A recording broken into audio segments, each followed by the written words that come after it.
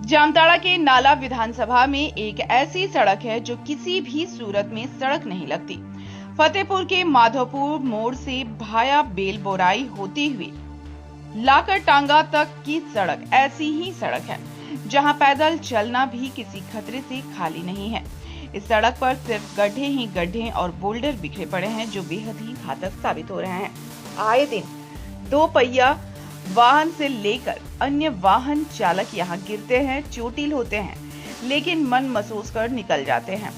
यह ऐसी सड़क है जहां सड़क पर गड्ढा है या गड्ढे पर सड़क पता ही नहीं चलता। कुल मिलाकर देखा जाए तो यह सड़क के नाम पर विकसित झारखंड के नाम पर एक कलंक के रूप में दिखाई पड़ता है। सबसे बड़ी बात यह है कि इस सड़क किनारे शिलान्यास बोर्ड भी लगाया गया है, लेकिन सड़क की स्थिति जैसी की तैसी है। राज्य बदला, जिला बदला, राजनेता बदले, लेकिन इस सड़क की सूरत आज तक नहीं बदली। इस जर्जर खतरनाक सड़क के निर्माण की मांग को लेकर शुक्रवार को भाजपा कार्यकर्ताओं ने सांकेतिक पदयात्रा कर विरोध प्रदर्शन किया। नाला विधानसभा क्षेत्र के पूर्व प्रत्याशी और वरीय नेता माधव चंद्र महतो के नेतृत्व में भाजपा कार्यकर्ताओं और ग्रामीणों ने सांकेतिक पदयात्रा कार्यक्रम में भाग लेकर विभाग और सरकार को चेतावनी दी। भारतीय जनता पार्टी के मंडल इकाई के द्वारा लाकड़ टांगा से लेकर माधोपुर मोड़ तक भाया बेलबोरोई इस सड़क का अभी तक कालीकरण नहीं होने के कारण, और ना सिर्फ कालीकरण बल्कि ग्रेड 1 बनते हुए ये दशक पार हो गए, लेकिन अभी तक इस सड़क पर कोई ध्यान नहीं है।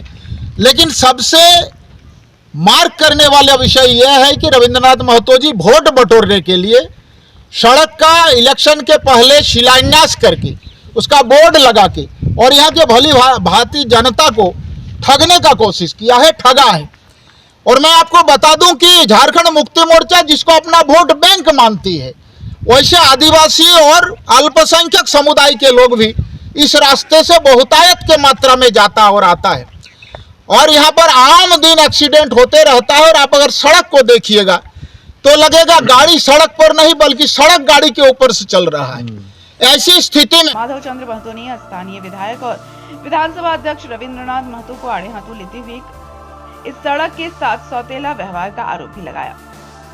सांकेतिक पदयात्रा में के माधव चंद्र महतो ने कहा कि स्थानीय विधायक यहाँ बेल बोरोई मोड़ आए और बैठे तब पता चलेगा कि यहाँ सड़क का कितना विकास हुआ है।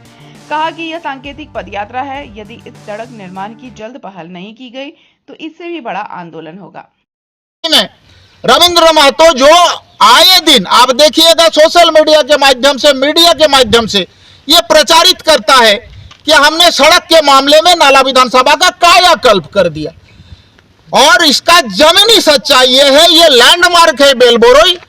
यहाँ के सड़क को रविंद्रनाथ महतो जी को मैं इनवाइट करना चाहता हूं कि आइए भैया, आपके साथ हम भी घुगनी मुड़ी खाएंगे और इस सड़क का परिदर्शन करिए।